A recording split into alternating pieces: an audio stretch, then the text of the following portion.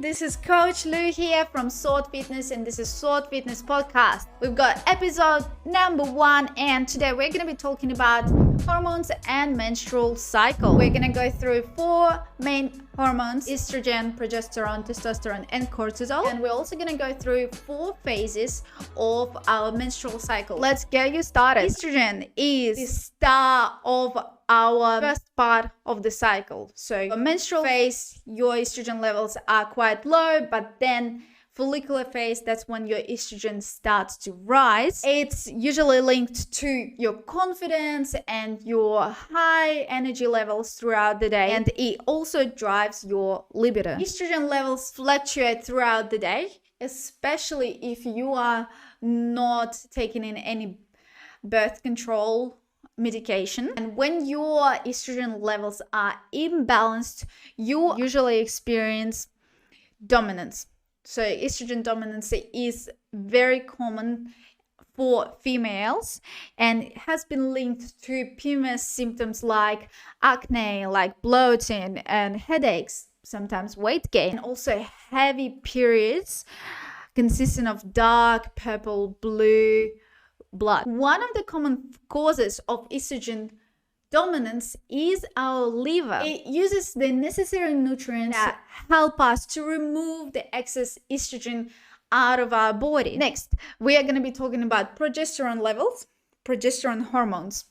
So progesterone is a hormone that helps us to reduce stress and also creates the balance. It also reduces inflammation. When your progesterone levels are on point, so is your intuition. You're feeling a lot more connected to yourself. Progesterone levels increase in your luteal phase, which is the last phase of your cycle. Or emotional mind and your logical mind, they are starting to communicate the best at that time. Progesterone deficiency can be detected if your luteal phase, again the last phase of your cycle, is shortened. It's usually meant to be anywhere around from 13 days to 15 days.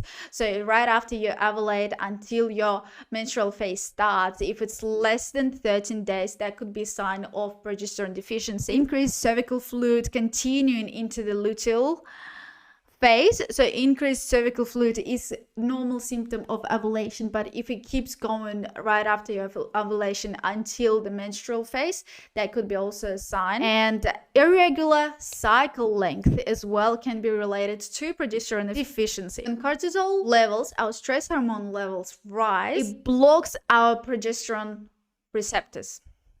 And it also reduces progesterone activity. Next, let's talk about testosterone. Testosterone contributes to growth and reproduction. It also helps production of the new blood cells. When our testosterone levels are imbalanced, we usually experience lower libido or sex satisfaction, weight gain, and thinning hair, depression, feeling lethargic. Could be connected to reduced testosterone. Cortisol is our primary stress hormone. It is also designated to increase sugars in our bloodstream. It enhances the brain. Cortisol helps us to regulate our metabolism and it also helps to reduce inflammation as well. When your cortisol levels are balanced, your menstrual cycle is regular and overall you're feeling quite stress free. And when your cortisol levels are high, the problem is we live in a society where having the chronic stress is the norm. What happens when we are anxious, our immune system kicks into high gear, ready to fight and flight. Cortisol is composed of the same elements as progesterone. However, our bodies prioritize defense above anything else, including fertility. This is why the only way for you to decrease your cortisol levels is to decrease your stress. It's important to be aware of what the hormones do to your body, so you are aware of your hormone fluctuations, because your hormone fluctuations directly affect your menstrual cycle. Now that we covered basics of all of those 4 hormones, we're going to go through the basics of 4 phases that we have during our menstrual cycle. Phase number 1 is menstrual phase. So with the first day of bleeding, this is when our cycle begins. Not to be confused with the spotting that happens before the menstrual phase. The first day of bleeding is usually the first day of your menstrual cycle. During the menstrual phase, it's important to prioritize rest. Your estrogen and progesterone levels are quite low. You may experience lower energy levels, so it's important to listen to your body. It's important to incorporate gentle workouts, maybe yoga or going for a walk. It's also important to nourish your body with a good amount of protein and a good amount of healthy fats. You are free to increase your calorie intake during your menstrual phase because naturally your metabolic rate rises. Menstrual phase is when the shedding of the uterus lining occurs. It's the time when your emotional mind and your logical mind are connected the most. A good time to journal and reflect. Phase number 2, this is a follicular phase. You usually start sometimes a bit moody, a bit tired, low on energy, and then close to the end of the phase, your energy starts to increase. You start to feel much more positive, and this is where your estrogen levels are rising because estrogen helps the egg to get released, and this is the time when the egg gets released. After the ovulation, we come straight to the luteal phase, which goes for about 13 to 15 days. Between ovulation and your menstrual phase, during your luteal phase is the time when your body prepares for the possible pregnancy. This is why your progesterone peaks and then drops right during your first day of the menstrual phase.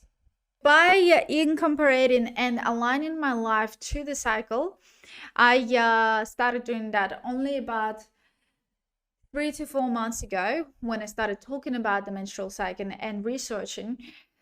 It's amazing what kind of results I got, to be honest, because my skin started to get more clear, especially around menstrual phase. I used to get acne, and another thing that I noticed, this was the last menstrual phase that I had, I didn't experience cramps. I didn't experience this horrible pain, which was very interesting to me because that was considered normal, and I used to think that it was normal up until I started reducing cortisol levels. During the luteal phase, I even meditate and do some breathing exercises after my workout. You can, depending on your fitness goals, you can decrease the volume of your training, or you can go a little bit lighter on your weights and amount of reps during that time, especially the closer you get to your menstrual phase. During the menstrual phase, to be honest, because it doesn't last that long, it only lasts like 3 days,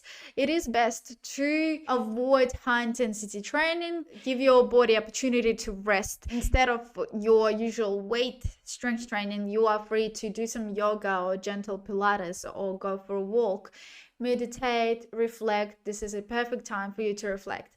So when you go next into the follicular phase, this is a great time for you to plan ahead your personal and professional goals and tasks that you want to achieve leading up to your next cycle, to your next menstrual phase.